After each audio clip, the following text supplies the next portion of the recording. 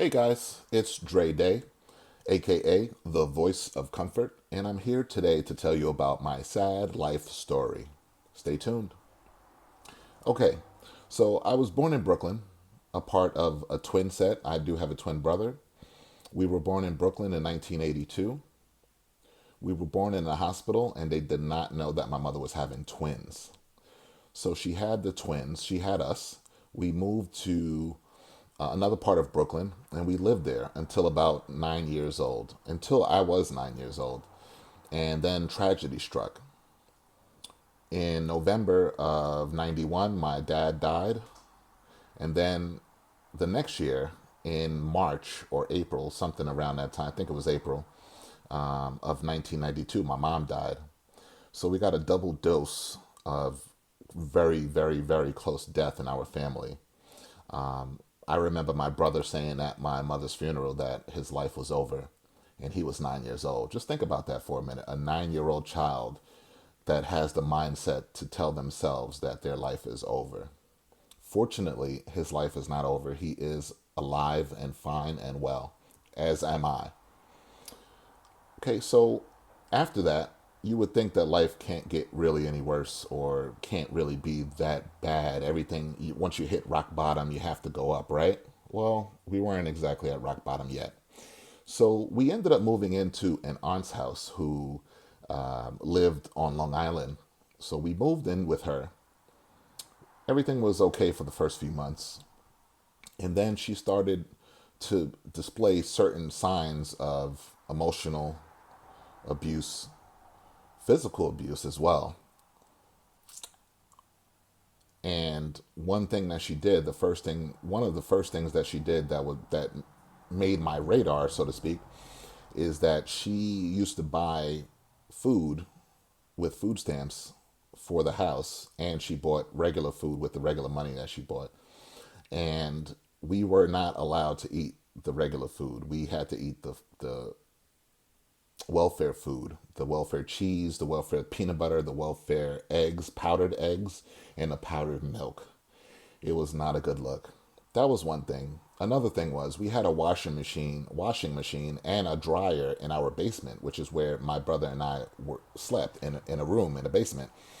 And we were not allowed to use the washing machine or dryer. We had to go to a laundromat. First of all, we had to walk with heavy bags of clothes on our back, and we had to walk all the way to the laundromat, which wasn't close, when there was a washing machine and dryer in our house.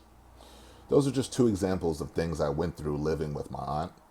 But fast forward into high school, I played football, I swam, I played tennis, I played a lot of different sports. Never had anybody at my sports games ever to support me, especially swimming. Swimming, I swam for a lot of years. I actually got really good at it, and I can't say that my aunt or anyone else ever came to any of my swim meets, ever. So that just feels kind of crappy when you're a kid, you know? It's hard to be positive and to have an uplifting spirit when you're going through stuff like that, when you don't have the support. Fast forward to graduation. I graduated high school. Now, I did graduate in summer school of my 12th grade year, but I still graduated. It's still an accomplishment. Don't let anybody ever take that away from you if you graduate late or anything like that. Just graduating is an incredible feat. You should be proud of yourself. I was proud of myself. And when I got home and said that, hey, I graduated, and I didn't get the response that I wanted,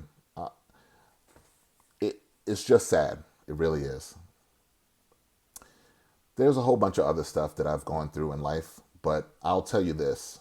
I'm here, I'm sitting in front of you, I'm alive and well, and everything is a okay. I do have some anxiety issues from my upbringing, but who doesn't? I'm not the only one on earth that has anxiety issues. I'm here to help you because I have been through the ringer and back.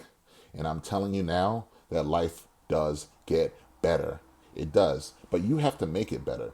You have to depend on yourself first, depend on God, and hopefully depend on that one family member or one friend who is there for you, who will be your shoulder to cry on, who will be your rock.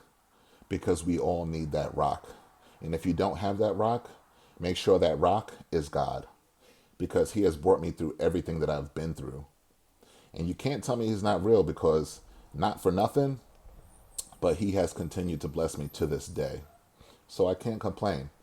So when you're down and you're thinking about your upbringing and how it affects you today, just think about the words that I say today and try not to let it bother you. Do not let it affect you. Keep your positivity up, because that's what I've done, and it has gotten me out of a lot of situations that I wouldn't have really did good in the past. So take care of yourselves. Thank you for watching. Don't forget to subscribe and click the like button. And also turn on your push notifications. Turn on the bell and make sure you get all my notifications. Thank you so much for listening. You guys have a great day, and God bless.